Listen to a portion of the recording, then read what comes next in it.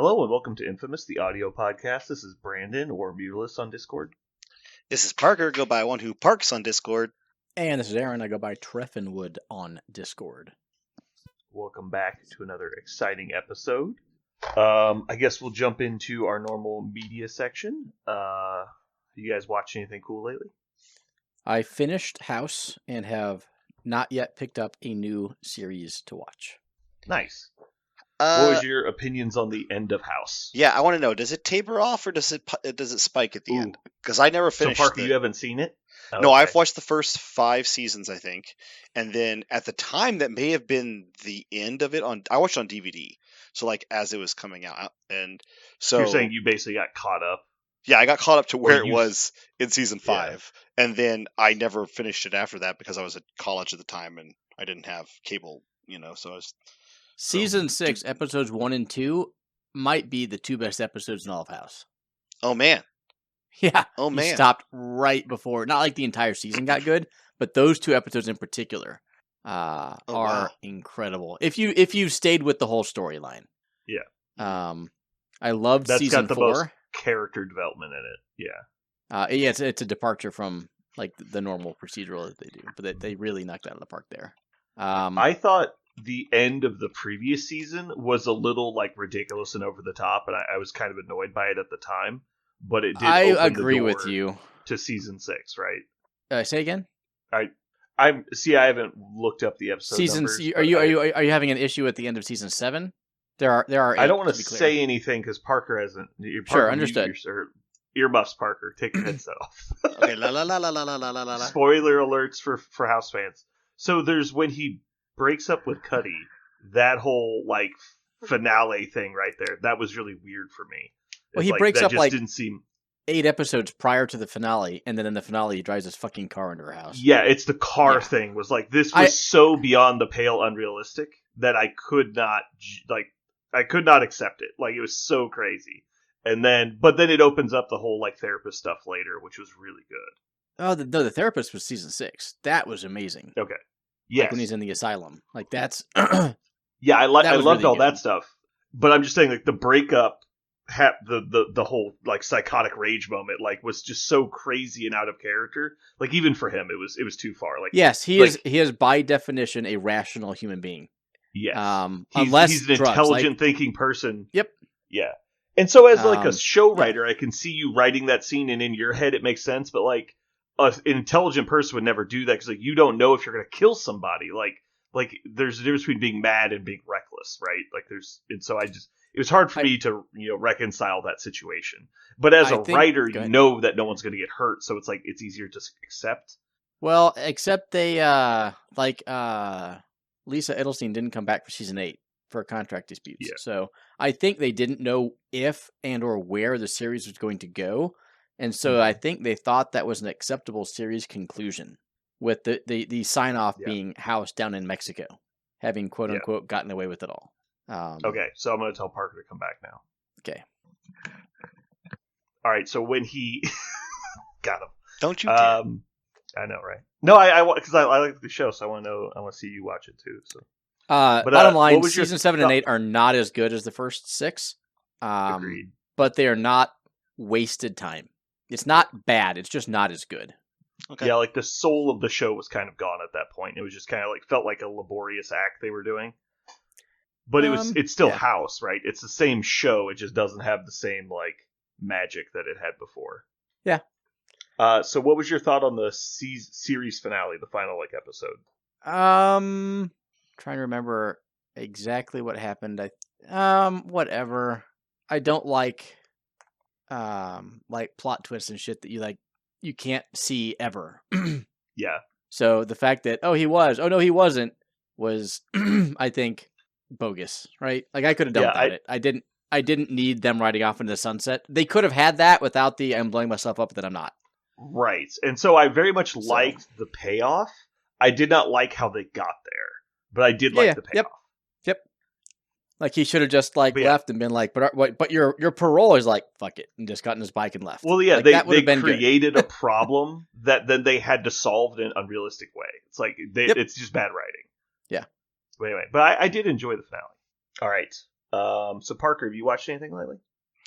Did you watch Ironheart like I told you? No, I did not. Did you watch Fantastic Four?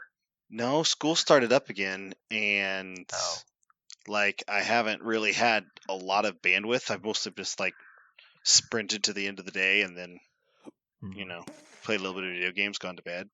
Can't think of anything I've watched at all, really, except, I've listened to a few podcasts in the car, but that's about all the entertainment I've been able to acquire recently.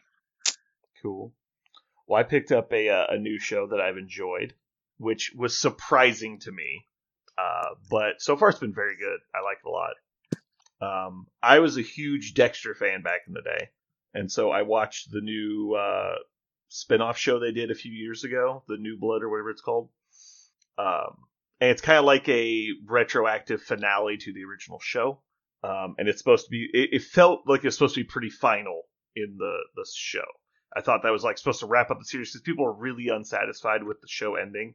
A lot of people called it one of the worst series finales ever, especially for like a pretty famous show. So it felt like just like a replacement finale.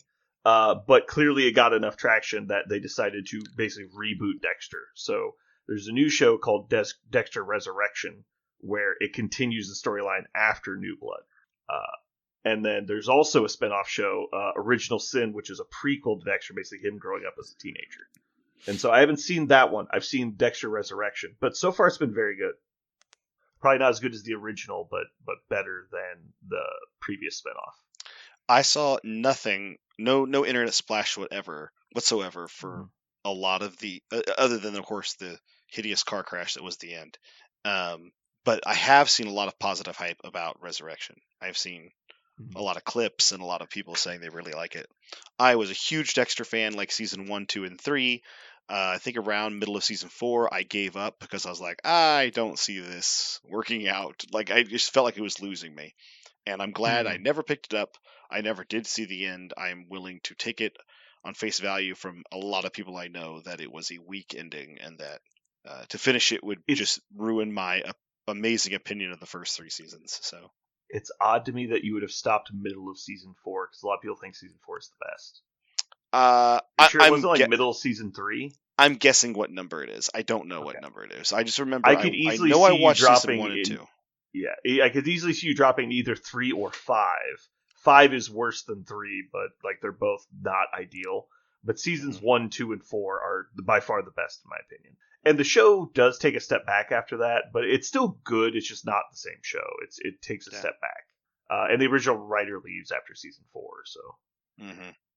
Yeah, you can always tell if somebody has a vision and they're writing hard, and they leave. The same thing happened to Community, right? Like like the main writing team left in season, I think, like season 4, and then they came back for like season 5 or something. I can't remember what it was. Like they came back. And there was like one of those like Netflix reboots where they picked up the next season and it was like totally different. Yeah, but when the writing team came back, it felt very much the old skin. But there is a huge number of actors in Resurrection, though. It seems like everyone was coming out of the woodwork to try and get in this show because there's a huge amount of famous people in it. I was lying. There's one thing I have seen more of, but I'm just slowly moving through Brooklyn Nine-Nine, and the show is nice. I'm doing that with my wife every night, and it is extraordinary. I really like it. It is very sad. I tried to get you to watch it a few years ago. Yes, but I specifically saved it because I thought Sarah would like it. I specifically kept it because I thought this will be fun to watch. We like watching, not sitcoms, but what do they call that? Like The Office, Arrested Development. That version sitcom. of. No, it is the situation like comedy. Office comedy. No, there's a phrase for like it's like the way the camera works because the old school was like Seinfeld, right? And like that style was like Friends and Seinfeld, and that era had a certain style that they used, like cinematographically. And then The Office and Parks and Rec and Brooklyn Nine-Nine used a different style, and I can't remember the name of the style. But we really appreciate the modern era, that kind of. I can't remember. That makes me so mad that I can't think of the name of the damn thing. It's named after the way the camera moves. Single camera versus multi-camera style? Something like that. Maybe. Always Sunny is the same style. Like they all fall in the same style. I don't know what it's called. because it's not single camera. Because like all of a sudden he uses 2 cameras. Like it's imperceptible when it flips. But yeah, I don't. I've never heard of this before. I just tried quick googling it. I'm not seeing anything. I don't know what I wish I knew. I'm sure somebody is pounding on their dashboard right now, going, "It's this kind of comedy. This is the difference between the old sitcom and these new style." I know another big difference is there's no laugh track, right? Like there's never a laugh track, and there's never like a pause for a laugh track. So like Big Bang Theory was in the same vein as all these others, right? But we like these others. But anyway, we like the modern take, and we really appreciate. That'd be interesting. I haven't seen anything as far as terminology wise that differentiates them. So but there is, right?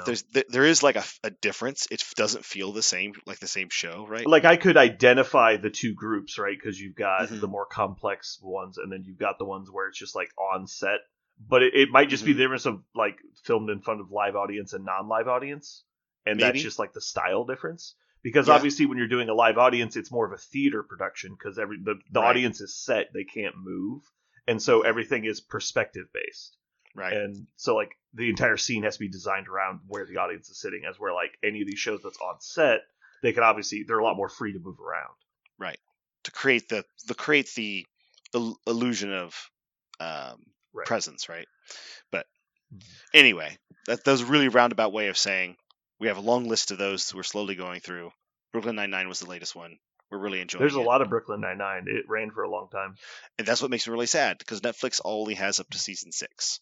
And so I think there's 8 seasons. Yeah, there's a couple more. I thought it was all on. Oh, maybe it's all on Hulu. Yeah, maybe I think it's changed networks.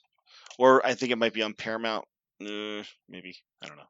Okay, if it's on Paramount, let me know, because that's what Dexter's on, so I have a subscription to that right now. Ooh, okay.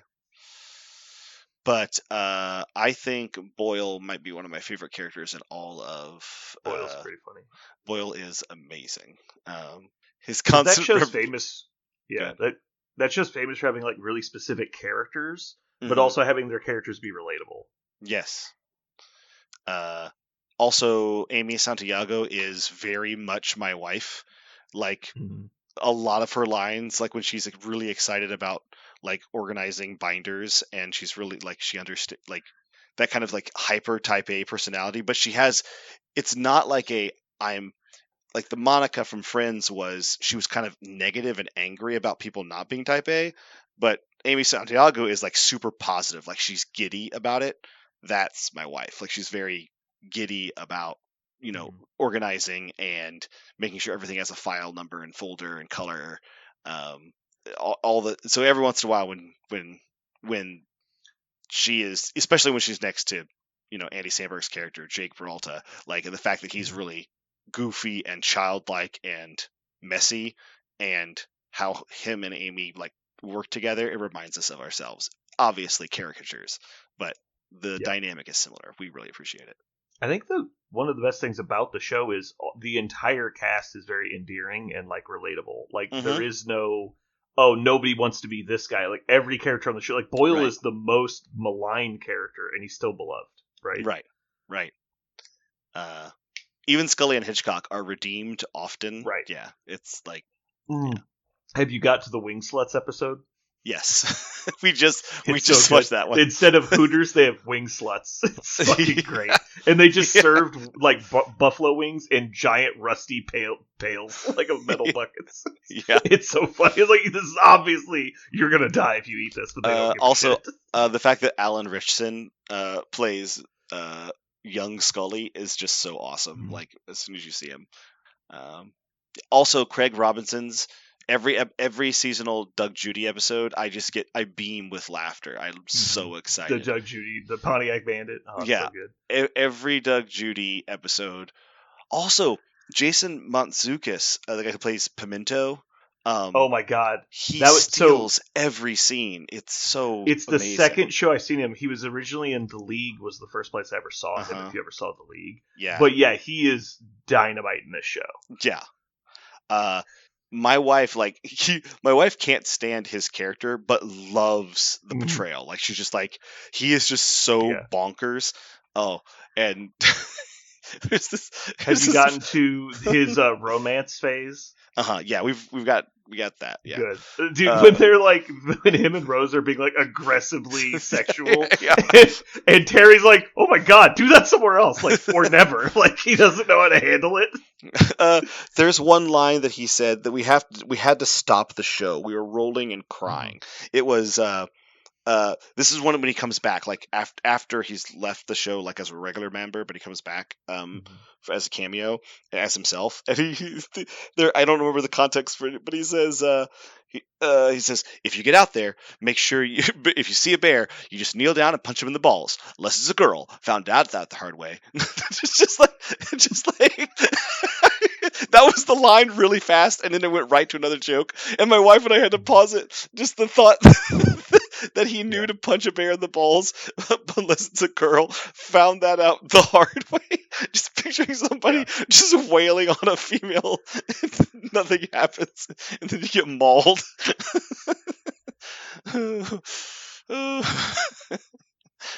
Yeah, I love all the really dark stuff, right, when Smento first joins the cast. Oh, yeah. Like, what happened to you? Is like, I was enforced for Jimmy the Butcher. And you're like, oh, what kind of stuff did he have you do? He's like, he made me eat this guy's eyes once. You're like, what? Yeah. Just such crazy shit. You're like, oh my god. In deep cover 3 years with just absolute brutal mob. Yeah, it was. Yeah. Oh. It just cuts to a scene of him beating this guy to death and crying while he's doing it. Like, oh my god. Yeah. Aaron, I've seen you've never seen Brooklyn Nine-Nine. You are correct. Yeah, I highly recommend if you enjoy comedies. Yeah, I know we've been beating around every character, but we haven't even scratched the surface of the beats. There are so many. They're and good. The therapist from House is the police captain in the show, and he absolutely knocks it out of the park. He's probably one of the funniest characters on the entire show. Is it more of a mockudrama like The Office, that type of comedy? I think I've seen like one or two episodes, and I don't think they resonated, but I don't remember. It's more like Parks and Rec, I would say, where it's but they don't really do like the directed documentary stuff where they do interviews. It's just a sitcom. But it is what's the word is bizarre. Like, it leans on the fact that it's a police force sometimes. But it definitely is bizarre. More of a bizarre comedy. So if you don't, the mockumentary, like, part of The Office is that a lot of the things that happen could happen, right? You could see this occurring in an actual office, right? But my issue is more the fourth wall. Like, they're like talking to you. I'm like, I just want to watch people doing. There's no fourth wall. Stupid shit. It's absolutely watching people. It's that much more of a sitcom in that way. Okay. I mean, in general, I like sitcoms, but I didn't really get into Parks and Rec, and I definitely did not like The Office. So, anyway, Brooklyn Nine-Nine, it might be actually up there. It's not like the separation between Always Sunny in Philadelphia and every other comedy I've ever seen is vast, but it's probably in that second pack. It's probably right. Agreed. It was my favorite live running comedy other than Always Sunny. Yeah. Like, you can make arguments for, like, Parks and Rec, Curb Your Enthusiasm, stuff like that. Like, there's other, like, great comedies, but like Brooklyn Nine-Nine is right up there with all of them, in my opinion. Yeah. And it has no right to be, right? Like, the premise is just so basic, but it's just executed so well at every level that it's just great.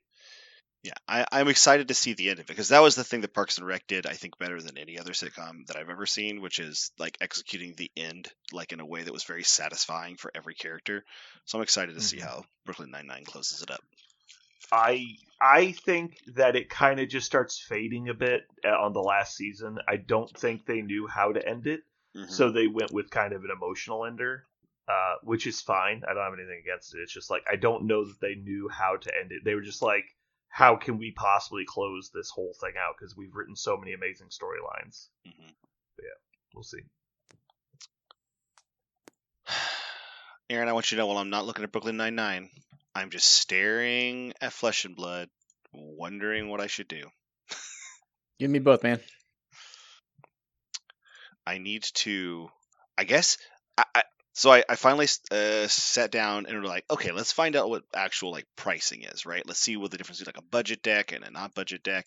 And here's the problem. I haven't yet played a game of Flesh and Blood that I went, yes, I will spend $200 to play this again, which is not actually a really high energy of activation for me. I think I played a half a game of Judgment and went, I will spend $500 on models today. Like I was ready to play Judgment. That's how easy it was. MCP was the same story. Star Wars, the same story. I've done lots of games like that, but I haven't yet played the game of Flesh and Blood that I was like, okay, I will drop, the minimum required to play a deck that I'm interested in. And I don't know what it is. I don't know if it's just the game is maybe not for me, or maybe it's that it's just so. Every single thing I found on the internet is just describes it as so crunchy that it has a high energy of activation. But so I don't know if I should trust my feeling, but I don't know. I don't get that last point. Like you read stuff and are very happy and excited, but you still have a gut telling you don't do it, or the opposite. No, you got it right. For example, the first time I played Hearthstone, I was like, okay, I see it. Like I'm not there yet. Like I don't know every card by heart. I don't know what my opponent could be playing if they're playing this class. Like I know I'll be able to grow and increase, on the learning curve, but I see it, right? I haven't been playing Flesh and Blood yet and seen it.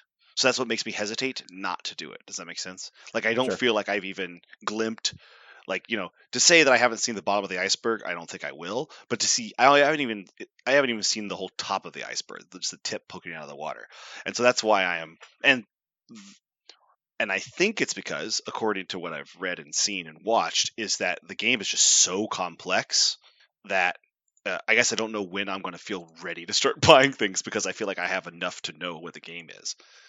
Sure. We'll I think all that is accurate. I've probably played 100 games so far.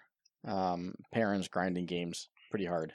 And so at the end of the day, I'm like, okay, deck A and the deck B. Sometimes deck A wins, sometimes deck B wins. I think that's a good thing. So there is randomness in your draw of cards, and there's the strategy of what you do with those cards.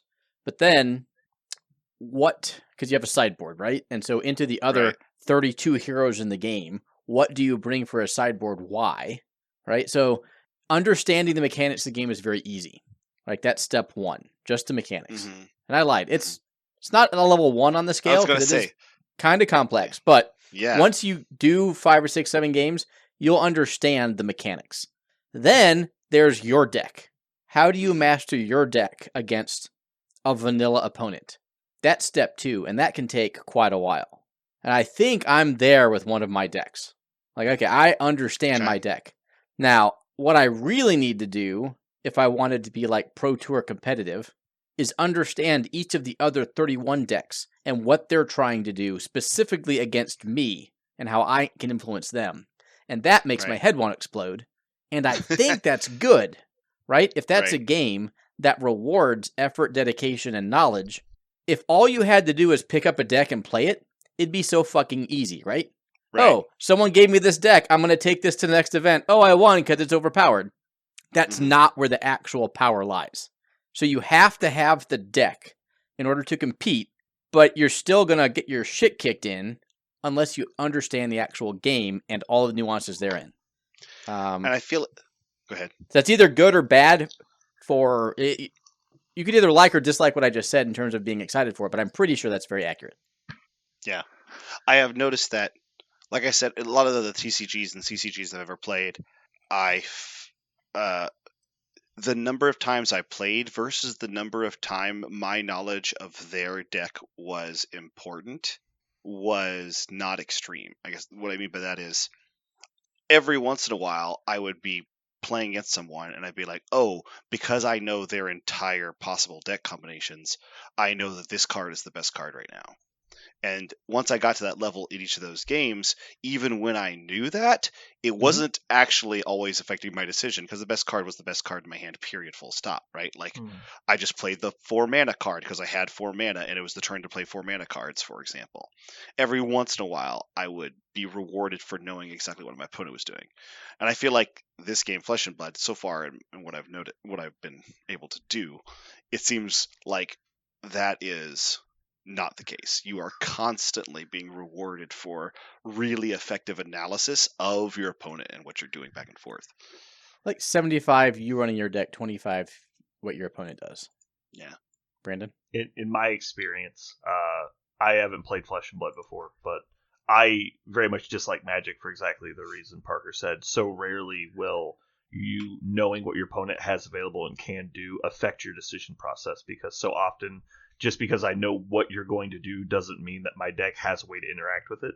And that's why I tend to gravitate toward games that are more like decision making process, like Netrunner and UFS in the past, because the game is very much based, like, you have your cards and the mechanics that you can possibly do, but really the game comes down to is how well can you execute, because there's so many micro decisions you get to make, and where like Magic and other games that are kind of like Magic clones are more about just do the most efficient play, because that's how you gain tempo, is just keep doing efficient plays and eventually it'll work out. But in the other games, like, well, because I know that they're running this type of card, me playing this type of card will affect their decision-making process, and then back and forth and back and forth.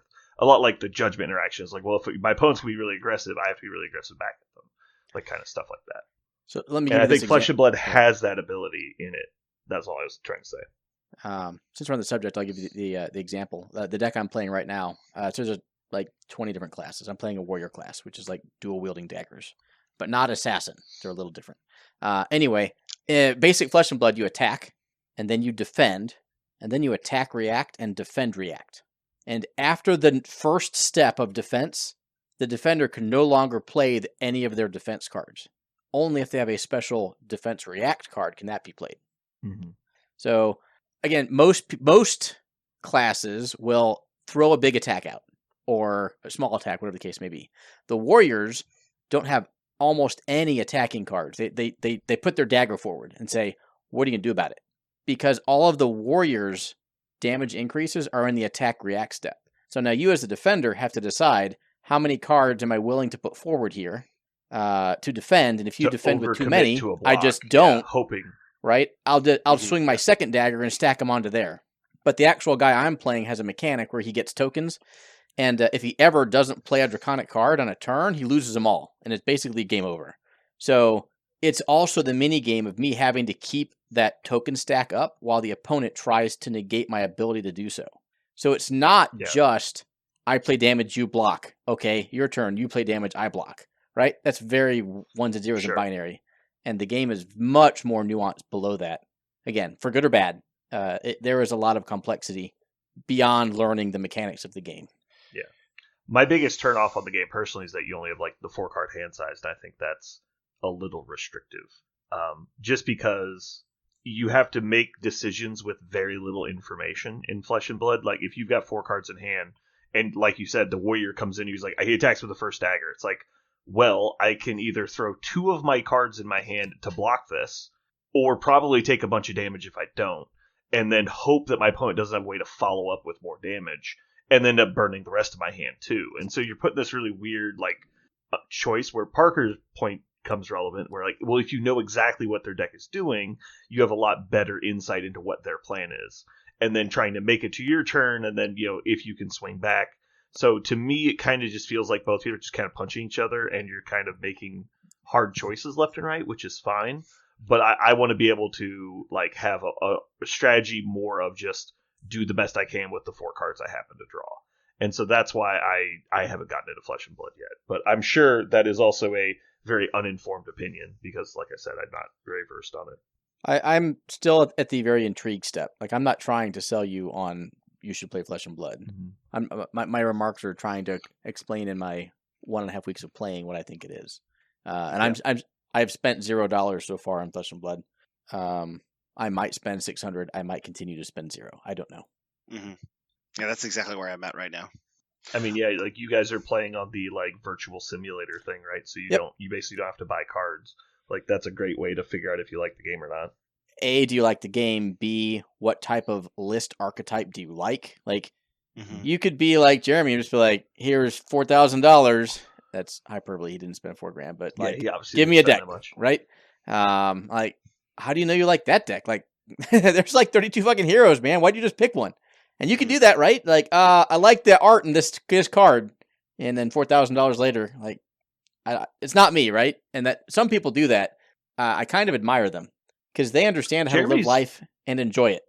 I analyze Jeremy's every always been decision the- with no joy in my heart whatsoever. Yeah. Jeremy's always been the jump in with both feet kind of guy. Yeah. Where I'm like, I need the depth finder and the other one are scuba gear to check it out first. I'm not gonna lie. I went to their website where they already have like some pre-built decks, and there's a button on there called pricing, and you can click the button, and it will just upload it to TCG Player. And the very first deck that had a character with art I liked that had every card on TCG Player, like I wouldn't have to find it some other way. I almost bought immediately just because I wouldn't have to work hard. Like, I'm just so lowbrow when it comes to this kind of stuff. TCG Player was designed for me because I just don't want to have to go find. I don't want to have to go buy packs. Yeah. I just want every to deck come to that my you house. want can just be auto bought in TCG Player. Yeah. But I haven't done it yet because there is another side of me which is very similar to you, which is I get the deck, I start to play with it, and I go, ugh, like this is not what I thought it was. I do enjoy the art, but that's not enough to carry me through a game. I got to also appreciate how it works. We have a similar mutual friend, not a very good friend like Jim, just a regular friend, David Jones, who plays a lot of the same card games that we have played, Parker. Yeah. And I could never play a card game the way Dave does. And Dave spends plenty of money on booster packs, right? That's not a question. Yeah. But when Dave gets into a game, the first thing he does is Google deck lists. Then he'll look at like deck list performance, and he'll like just pick a deck that he thinks is super competitive, and he builds exactly a deck, no modifications. And then so he'll learn to play the game through the lens of someone who is really good at building decks, thinks that this is a really good way to play the game. And I absolutely hate that. Like, I would hate to do that, and I hate people that do that. Like, it's just like, you're removing all of the point from the game. Like, not to mention, like, they're making, and I know this for a fact because I've played the games that he's played, the people are making those choices to beat specific meta matchups. Right. And so, like, I know that the deck he's playing has a weakness in a 5-round tournament format against this style of deck. And so he's got like 12 cards in his deck that are meant to be targeted matchups towards that. And the people he's playing with are people that are like building their deck sight unseen. And like, there's no way they're going to randomly build that deck. And so like, you're putting in counterparts that you'll never see because some guy thinks he needs them to win. And it's just like, it just drives me insane when I watch people do that. I'm like, why don't you, like, he couldn't tell you what half the cards in the set do, but he knows you exactly the matchups for like this one deck. I'm like, Dave, fucking what are you doing? Right.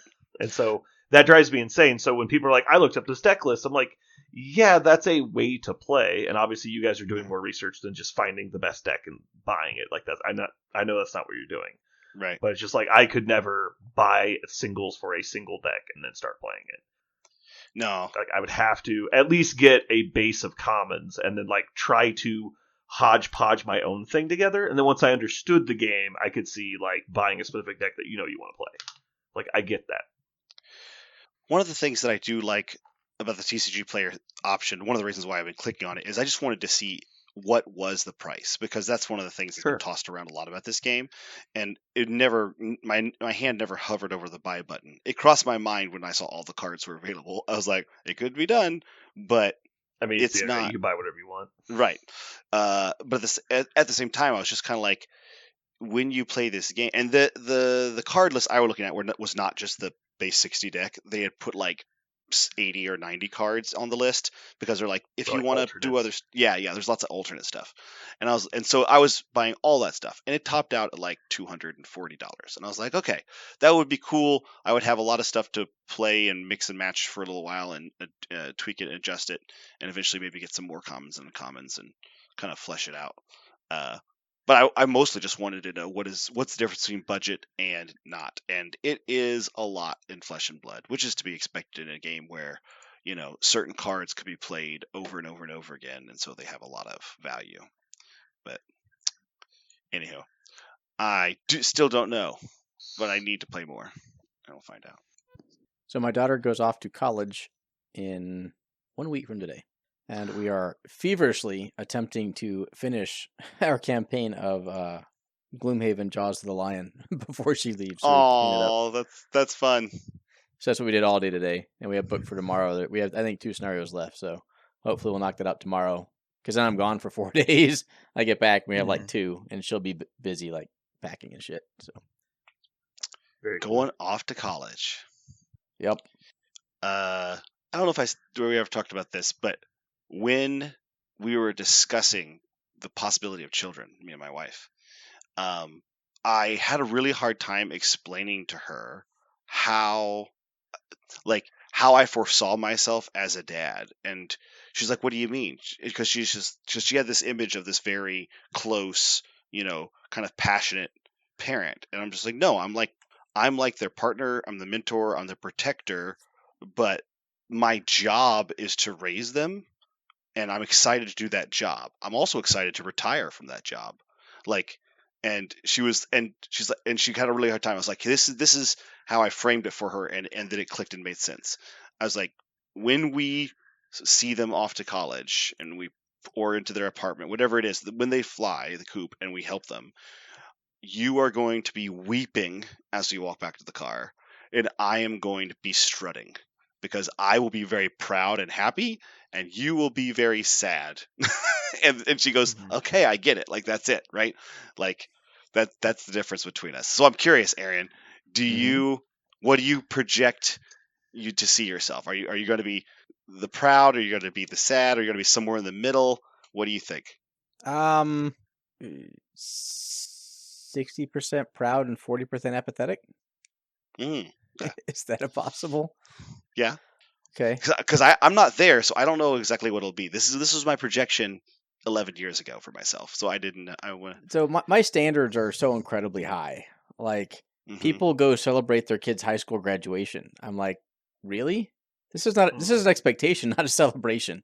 Like, what especially are we doing nowadays? Here? Like, I don't know that they're even allowed to not graduate kids anymore. Like, right? I don't even know how that works. They absolutely don't graduate everyone.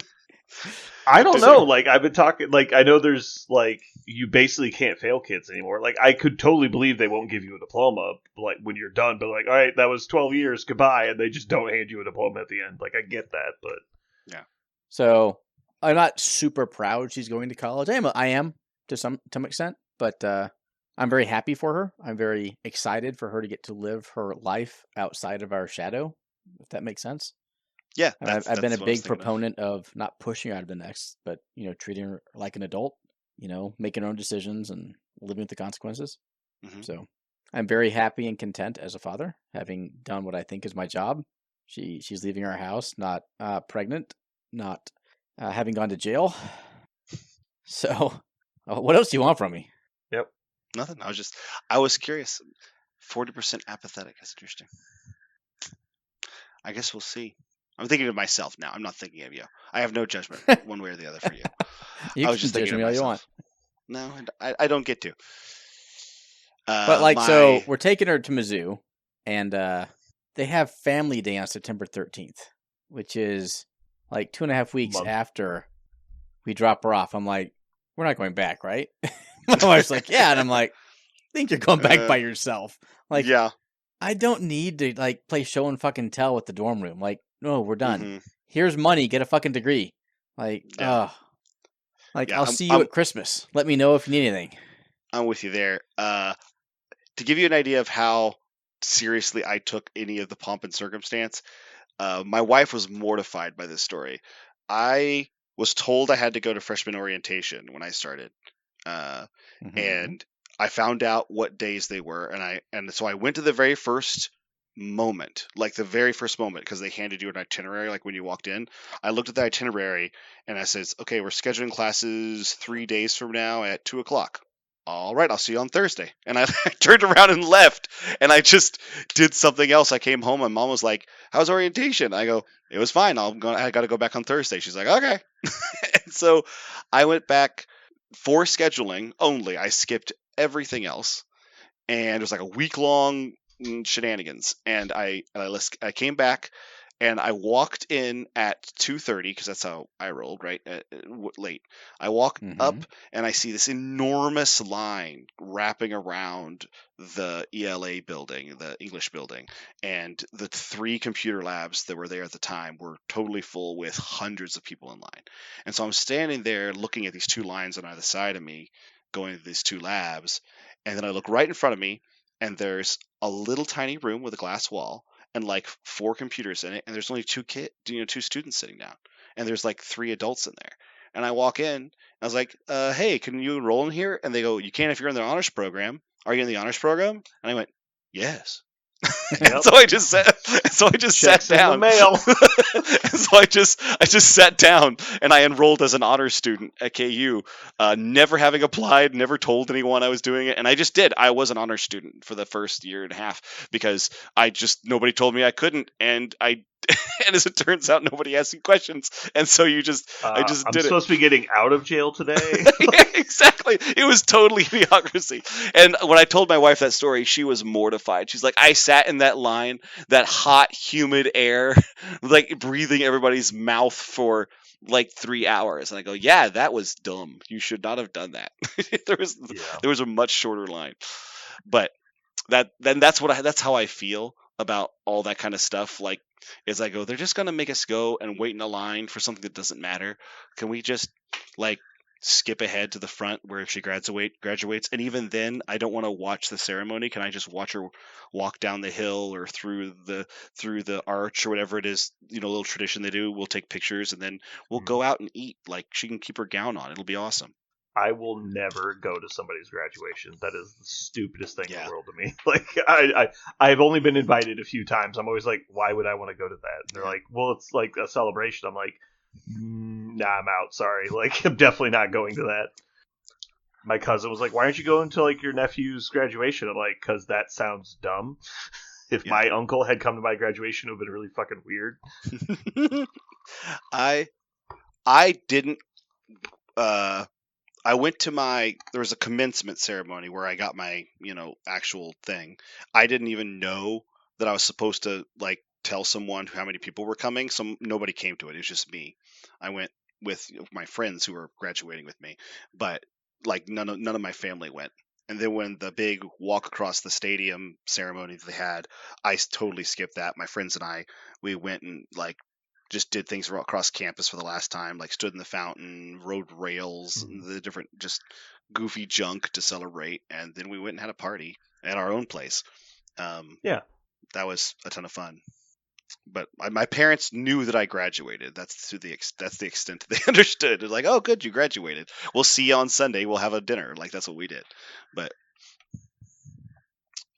no circumstance there. Aaron, I don't think that'll be yours. I don't think that'll be your experience. I think you'll be there for all that shit. I have a feeling.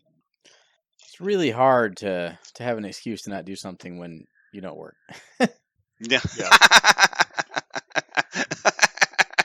And I still, like I told my wife, no weddings, no funerals, I'm done. I went to her father-in-law's, or stepfather's funeral, but then refused to go to the interment. So we'll see. If you need to pick up a part-time job for like exactly 4 days, just let me know. Yeah, honey, I gotta work. Yep. Trust me, it's important. Well, I can tell you, I think my experience as a student will not be my experience as a parent. I think Sarah's going to drag me kicking and screaming to all that shit, and we'll see. Maybe there's a chance that my oldest will want none of it and kind of do what I did and just not tell us anything. That might happen. She's like me like that. She doesn't like that kind of attention at all. At her 5th birthday party, Sarah being Sarah, she threw this cool party at a local, play place kind of thing, jamboree thing. And when we all sang happy birthday, my daughter ran screaming underneath a table and hid. We're all just saying happy birthday, and she's just underneath the table crying and sobbing. And we're just like, I was just like, you know what? I'm not even embarrassed. This is kind of awesome. She's letting everybody understand what she thinks of this, which is too much. Get away. But all right, let's jump into Mojo World this week. All right, this week, the Honorable Aaron has finally graced us with a category. Good job. We did it. Yeah, I fucked up. I am very impressed, personally, that because you won last week, right? You had Alien, Jaws, and the Wolf. Dude, you crushed it. I was surprised. I thought Thing and The Shining would do much better than it did. I was going to be honest. I thought I had that one wrapped up. I think we can all agree, though, Parker had no chance. Does he ever? Not really. Let's see who voted for Parker. I am the dark horse. Parker got Mo's vote. Mm-hmm. Interesting. Mo hates me, I guess. I didn't know that. That's cool. Alrighty. Well, Parker, you go first this week. We're doing Clint Eastwood movies. I am so happy. Again, warning, I only have 5 I've ever seen, so just careful with your picks. Well, I am picking this one no matter what. I think I've picked it 3 times already, and I've shoehorned it into a bunch of stuff, but I have to do it again, because I get first pick. Unforgiven.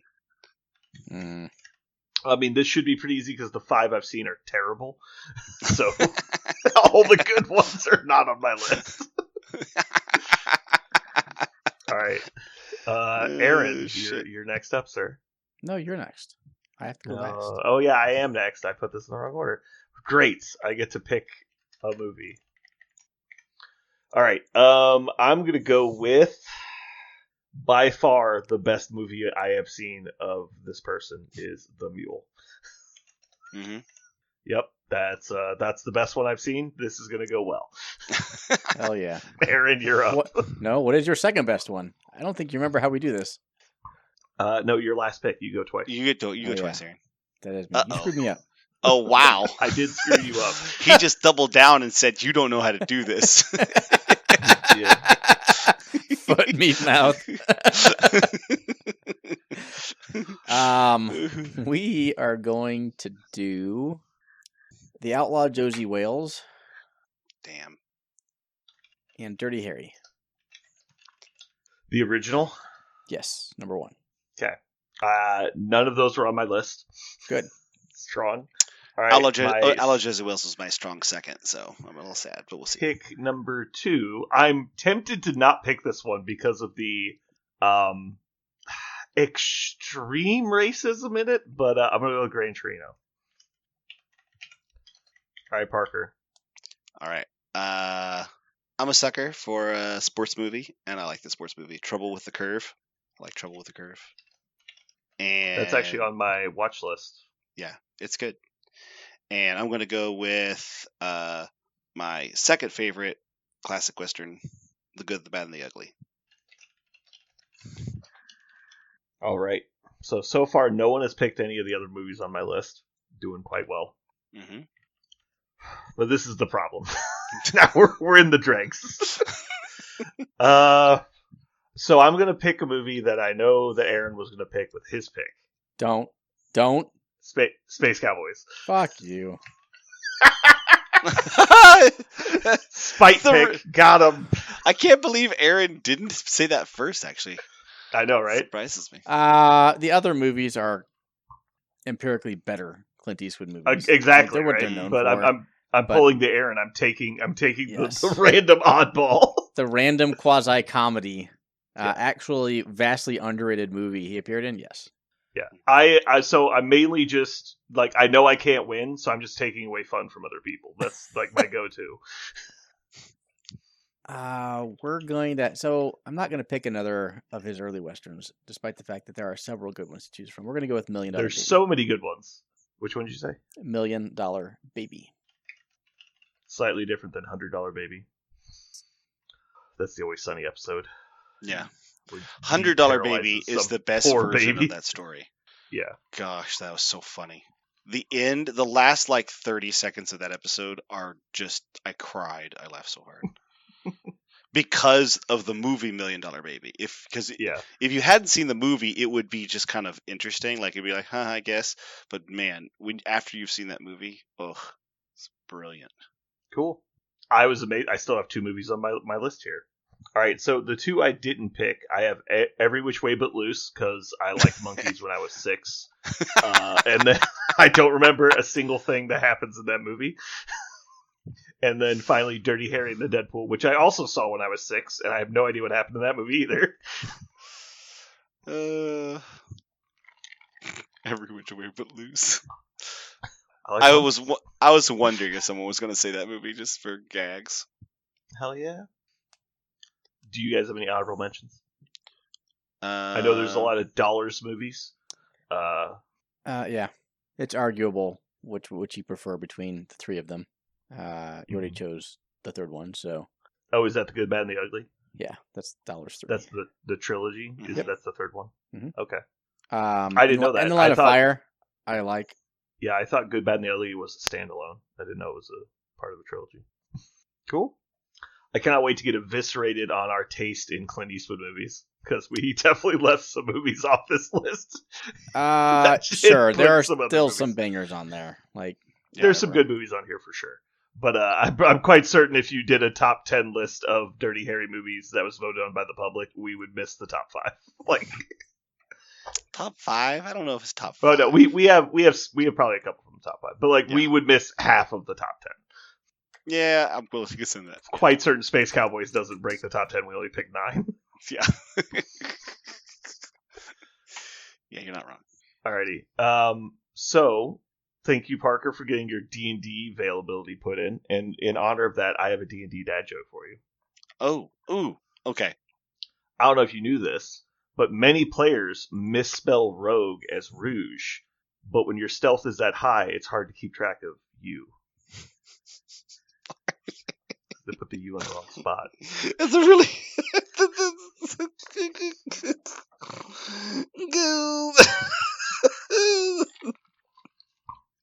I don't know why I liked that so much. It was a terrible joke, but I think that's why I liked it. I think that's why I liked it, because it was such a terrible joke. It is a really bad joke. Yeah, it was almost a non-joke. Almost. Like, but it's not. It's an actual joke. But man, that is bad, but in a really good way. I like that one a lot. A+. I give it a D-. No, I give that one an A+. A+ for like form. I don't know about function, but A+ for form. It was good. Are you saying you want another one? No, I always stop while we're ahead. Alrighty. Do you guys have anything else you want to chat about? No, I think I'm good. Alrighty. I'm excited to play the Flesh and Parker, Blood game. Here we go. Get some carpet. You need carpet. What, you don't like my random assortment of... I finally broke down and put just random blankets. Yeah, I just put random blankets on my floor because I was like, I am tired of walking on like old carpet pad glue and cold, barren concrete. Yeah. So yeah, I get to... Oh, it's nice. I want you to know, the representative from my flooring company came today, and we started picking things out. So the answer is the ball is rolling. It is happening. Nice. It is. Ooh, I have a fun logistical story for the Geekery for you real quick before we get out of here. Mm-hmm. So, about 7 years ago, we got fire inspected. Yeah. In this fire inspection, I got into an argument with the fire inspector because he told me that I had to replace a lock in the door in the game room. So it's just a double door. The doors are made of glass. They're just metal frame doors, and they have a lock that holds the doors together. So on the outside, there's a key lock as normal, and on the inside, it's a thumb lock. So you twist it to lock and unlock it from the inside. But from the outside, you obviously would need a key. He told me we had to replace it with one that's a double key. So you have to have a key to lock it from the inside as well. And he told me because it's a fire hazard, because if somebody were to come up and lock the door, because there's a thumb lock, anyone could come up and lock the door. It'd be a fire hazard because people wouldn't be able to get out. And then I return with, but if the door is locked and there's a fire, you die, instead of like being able to unlock the door as a person. And he's like, well, it doesn't matter because like somebody could lock it. And I was like, okay, but what stops them from locking it with a key and then somebody being inside later? He's like, well, then just don't lock it when somebody's in here. It's like, how is that not true the other way, but also you don't die if there's a fire? Yeah. And he's like, it's just the way it is. I'm like, that doesn't make any sense, because then every door would need to have a key lock, not just this door. And he's like, it's just because it's a double door. I'm like, I don't think that's true. That doesn't make any sense. Yeah. Like, every door would have to be that way everywhere. Why is it different for just this door? He couldn't give me an answer. And we basically got into an argument and he left. And I never heard from him again. They literally didn't come back to inspect us for 6 years. I don't know if he was mad at me or they forgot or what, but eventually this year the fire inspector comes back by. And so you guys know that the Geekery has expanded many times. Mm-hmm. It turns out that our landlord has never filed a permit to do that renovation work ever. Oh, and shit. So since the building was like under the previous owner, they've never filed a permit for doing the it's not that big of a deal, except that they're taking multiple different addresses technically because it's a strip mall, And we have now occupied 4 different units over the course of our remodeling. And so each time they do that, we're actually technically a new address. And so now they're telling us that because they've never done that, our maximum occupancy is based on our original floor plan, which is 1 exit and only 1,200 square feet. And now we're over almost 4,000 or 5,000 square feet, and we have 7 exits. And so our maximum occupancy is still based on that original floor plan, but nobody ever comes by to check it. So like we just ignore it basically. And so now finally they've come back and they're doing this, and they come to tell us that we have to file a new permit for our current layout, which was then declined. And so we can't legally have the floor plan we have right now. And so they're like, well, if you want to get approved, you're going to have to put in a firewall in your building to separate the units. And I'm like, well, okay, well, how would we do that? So we have to basically tear the wall down and put in a new, better wall. It's like, okay, that would have been good to know when we were shut down for a month while we did the last remodel. And so instead, 3 years later, we're going to do it and just tear the whole fucking retail space out, basically. Oh, Jesus. And so that's going to be a giant nightmare. Wow. And so we're trying to see if there's a workaround where we won't have to do that, but likely the Geekery will have to close for a few days while we do that renovation. God damn. And so while we're doing that, we're also going to replace the carpet, I think. Jesus. And but it's going to be a replace it nightmare. with actual carpet? It'll still be carpet tiles. Like doing actual carpet's not feasible at that size. Sure. Like you just doing 4,000 square feet of solid carpet is just not really something we can do. Fair. I still hate carpet tiles with a passion. I like carpet tiles because it lets us, like, if somebody spills their monster like they do every fucking Friday, then we don't have to, do a $5,000 remodel. It's just like replace the tile. Yeah. The problem in our space specifically is on the game room side. It's unfinished concrete that has a lot of blemishes. And so there's some spots where it just doesn't stick well. And so what we really need to do is go through and put a leveling compound down. But we just didn't do that last time because we didn't know if it was going to stick or not. And we didn't really have the time to do it. And so if we have a few days of shutdown, we might do that this time. Just seal the floor. Pretty much, yeah. With epoxy. That was the idea. I mean, no carpet tiles. Just do the we did that marble before, epoxy. and we used to have finished concrete, and we put carpet tiles over it because it's way better. Like it's really better, especially for the people that are standing in long tournaments and stuff. Yeah, I understand that. Also for sound. And it's loud, it's dusty, like shit just gets pushed to the corners. There's a lot of advantages to having carpet. I'd never find my dice. dice. Yeah, exactly. Yeah, as soon as you drop a dice, it would bounce for years. Yeah. Oh, man, that's terrible about shitty. And it looks really things. trashy in comparison. It looks like you're in a bar as opposed to like a retail space. Yeah. Well, that sucks. But anyway, so the retail space and the original game room expansion is finished concrete. The third unit was never finished is the problem. And that's where all the carpet issues are. So there's like a spot where it goes to like rough parking lot concrete, and that's the issue. And so that whole area we need to like do something about. That's bizarre. Yeah. Well, anyway. Worst case scenario, I think. Well, actually, best case scenario is that Geekery just gets better, right? That's the idea, that the facility gets better. Sure, it's just like, we have to do so much. It will be basically 2 full days of labor for us, and so that is not an insignificant amount of money just to pay for, let alone to physically do, and then also be shut down for probably 2 to 3 days. Ideally, it might be more like a week, because last time they did drywall work, it took them a week just to do the drywall work, and so then it's the renovation on our side in between. Like, we could be shut down for a week or two, and like that's a lot of cost. Yeah. Ugh. But we'll see. Maybe we'll find a workaround, but I really doubt it. Alrighty. Good luck. Yeah. Well, thanks for tuning in, everybody. Hopefully you had a good time. This has been Brandon. And Parker. And Aaron. And you've just listened to the Geekery 99.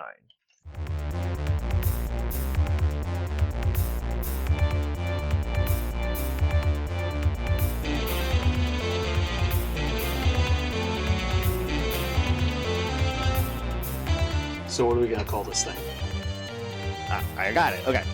Incredible, new, fantastic, astonishing, mighty, original, uncanny, sensational podcast. I'm just going to put down infamous.